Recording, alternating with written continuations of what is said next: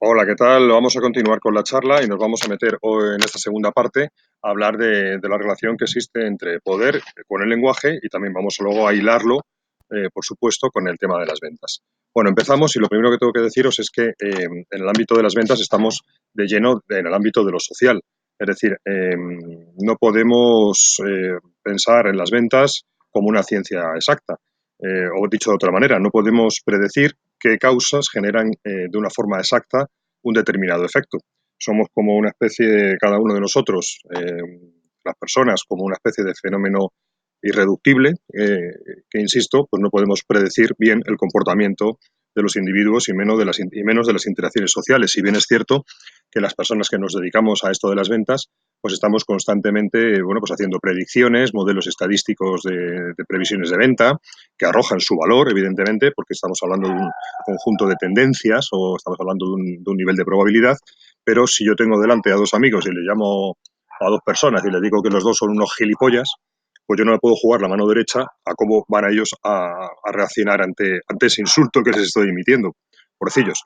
A lo mejor uno se ríe, a lo mejor el otro me pega una hostia, o a lo mejor los dos se dan la vuelta y salen corriendo. Yo qué sé, ¿no? Es decir, no podemos asegurarlo al 100%.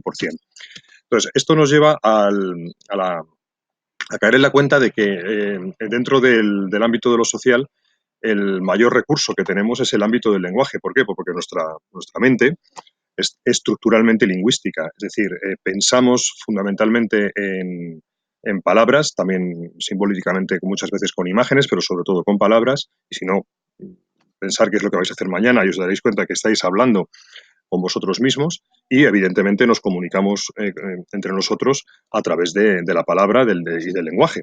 Por lo tanto, es muy importante el tener dominio y el ganar en dominio sobre este ámbito fundamental que es el lenguaje.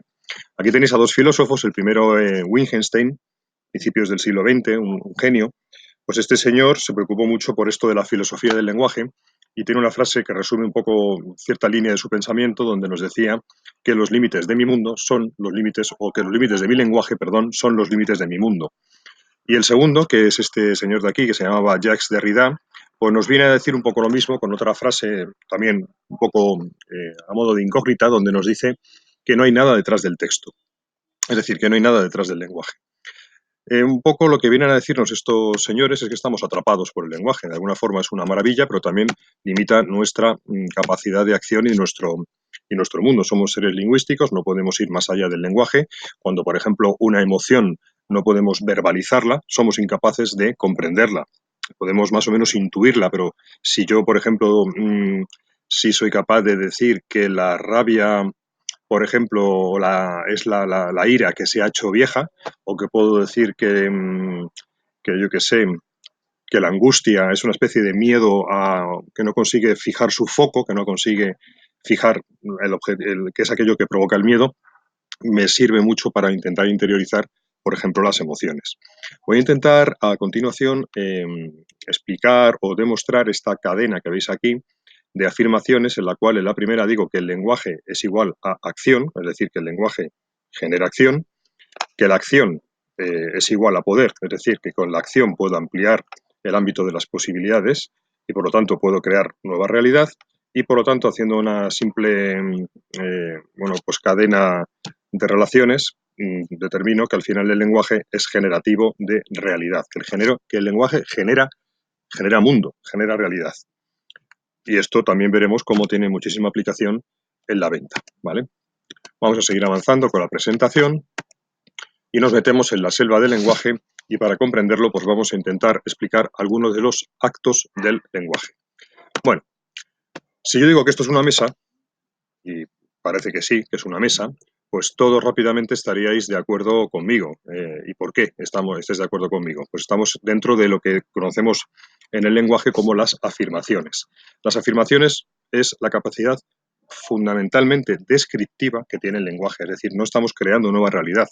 En base a un sistema de consensos en cada sociedad, establecemos un conjunto de afirmaciones que nos permiten validar entre nosotros que las cosas son lo que son en nuestro ámbito. De forma que una superficie horizontal con unas cosas así verticales de un determinado tamaño, convenimos en que se llama mesa, ¿vale? Es una afirmación que no genera ningún tipo de mundo. Sin embargo, si yo os digo que acabo de ver un ovni, pues posiblemente no me creáis y tendré que demostrarlo, traer evidencias, ¿no? Una foto, cualquier cosa, una película, y aún así dudaremos, ¿vale? Sin embargo, imaginemos que yo voy andando por la calle tranquilamente y a lo lejos pues veo a una mujer que me seduce enormemente su belleza y según me voy acercando, pues me voy envalentonando y al acercarme a ella, pues me paro y le digo que, bueno, simplemente que me gustaría conocerla.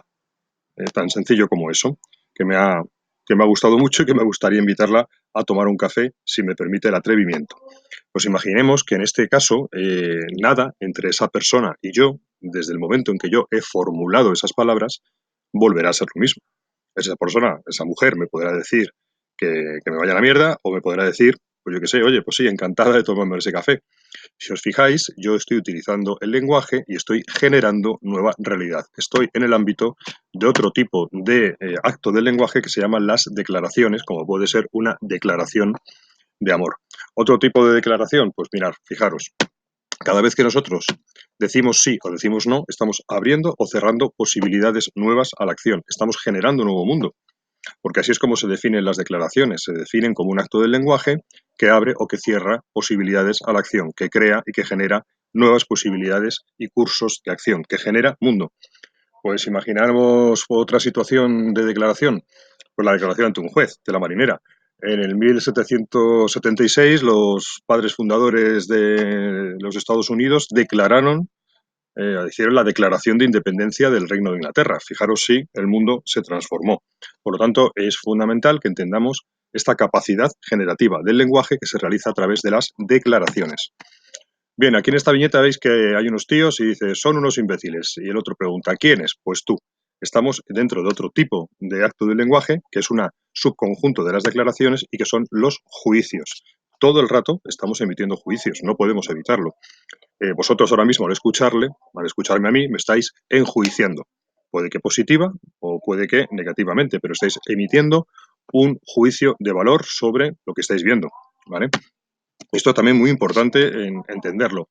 Al final, fijaros, es una declaración valorativa, porque yo estoy dando valor a algo o a alguien, y predictiva sobre algo o alguien. ¿Por qué? Porque en base a cómo yo normalmente me he comportado con alguien en el pasado, voy a enjuiciarle y eso va a determinar mi relación con esa persona en el presente o en el futuro. Si yo veo, me pregunta un amigo, oye, ¿has visto a Juanito? Y le digo, mira, ese es un cabronazo. Pues ¿por qué estoy emitiendo este juicio negativo? Pues porque en el pasado, en mi relación con esa persona, pues yo he considerado que es un cabronazo y por lo tanto determina cómo yo me voy a relacionar con él en el presente y en el futuro, ¿de acuerdo? Es muy importante este tipo de juicios, ¿vale? Como veis, se basa en el pasado y enlaza con el presente o con el futuro. También muy, muy importante, podemos estar prejuzgando a las personas y los prejuicios hay que calibrarlos y hay que ver si realmente están bien fundados, porque insisto y perdonadme que sea tan pesado, determinan mi nivel de acción, mi nivel de interacción con esa cosa que enjuicio o que emito un prejuicio o con esa persona. Y también, por cierto, nos enjuiciamos a nosotros mismos de forma muchas veces que no es del todo justa. Es decir, si yo digo soy un vago, estoy determinando el cómo yo me voy a comportar. Si yo digo soy tímido, y esto es un juicio de valor sobre mí mismo, estoy cerrándome posibilidades. No es lo mismo que decir he sido tímido, pero voy a dejar de serlo. Hay que revisar nuestros propios fundamentos y nuestros propios juicios. Y esto es algo que hacemos constantemente y que no caemos en la cuenta del peligro o al revés, de la oportunidad que nos puede suscitar. ¿De acuerdo? Así que es muy, muy importante ver si nuestros juicios sobre los demás y sobre nosotros mismos están realmente bien fundados, ¿vale? ¿Por qué? Porque los juicios sintetizan el cómo interpretamos la realidad, el mundo, las personas, los objetos y determinan la acción, ¿vale?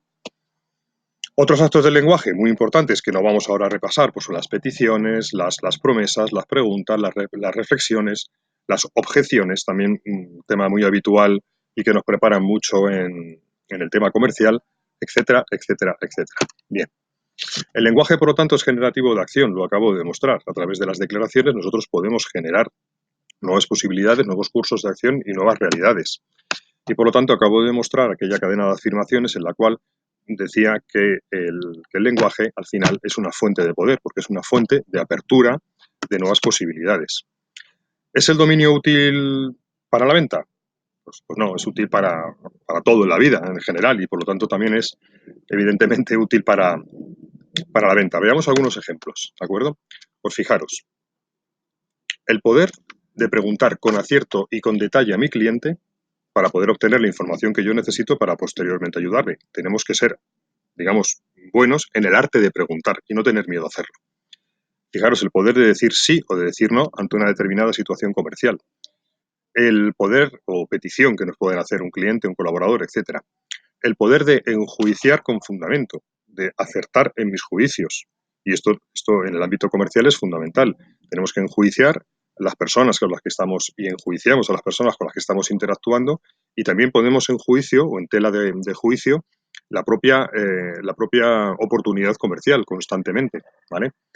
El poder de articular buenas objeciones. Cuando los clientes pues, nos intentan poner pegas o nos hacen preguntas y nosotros tenemos que ser capaces de tener soltura a la hora de objetar y de poner en valor nuestra propuesta si así realmente lo consideramos. El poder de hacer una promesa o de cumplir un compromiso con nuestro cliente para crear esas relaciones de confianza. Cuando nosotros prometemos algo, nos estamos ligando hacia el futuro. Y esto es muy importante. Hay que tener cautela sobre cuando yo digo esto te lo consigo o esto te lo resuelvo, porque queda un compromiso que lo voy a tener que demostrar a futuro. Y si no lo cumplo, nuestra relación de confianza se va a ir rompiendo o se va a destruir por completo. Y al revés, si soy capaz de realizar aquello que prometo, de comprometerme con esa promesa y de cumplirla, pues fijaros que eso va afianzando la relación con las personas y también dentro de las relaciones comerciales. Bueno, ¿qué más cosas? El poder de saber crear y comunicar mensajes de valor que generen atracción y que generen impacto, lo que se conoce en el mundillo como engagement, ¿no? Pues también es fundamental el saber cómo destilar valor a través de nuestras palabras. El poder pues de generar influencia positiva. En definitiva, el dominio del lenguaje nos va a hacer mucho más fuertes y es un recurso quizás el fundamental para poder vender. Se habla mucho y corre ríos de tinta sobre el tema de el copywriting, que habréis oído, que viene a ser algo así como el arte de la escritura persuasiva, y está muy bien, por supuesto, la palabra escrita es fundamental, pero ¿y qué pasa con la palabra hablada? Cuando realmente la utilizamos en nuestros intercambios y en nuestras relaciones comerciales constantemente. Demos importancia al arte de la escritura persuasiva y también demos importancia y estudiemos sobre cómo mejorar nuestras capacidades de comunicación y seremos mejores comerciales y venderemos más. Bien, ¿y cómo articulamos todo esto en el día a día? Bueno, pues fijaros en esta viñeta que voy a poner aquí, ¿no? La mujer le dice al marido: vete al súper, limpia el sofá, friega y seca los platos, mira si hay leche, colga la roca, le quita el polvo, bla, bla, bla, bla, bla, bla, bla. ¿Y qué entiende el marido cuando recibe este mensaje de la mujer? Pues fijaros, vete al súper, vete al sofá y mira la tele un rato. Es decir, aquí cada uno estamos interpretando una cosa distinta a la hora de comunicarnos con el lenguaje. Y os habrá pasado muchas veces que cuando vais más de una persona a ver a un cliente y salís, pues muchas veces le decís al compañero, oye, ¿qué te ha parecido, no? Pues el compañero a lo mejor te puede decir, aquí está hecho, macho David, esto está de puta madre, esta venta está hecha. Tú le miras y le dices, pero tronco, aquí no hay nada que hacer, o sea, hemos estado en la misma reunión. Es decir, es muy difícil el ámbito del lenguaje y la forma en la cual ponemos en marcha todos estos actos del lenguaje es a través de las conversaciones, pero eso, queridos espectadores, será tema para charlar en otro momento u otro día. Muchas gracias y hasta la próxima.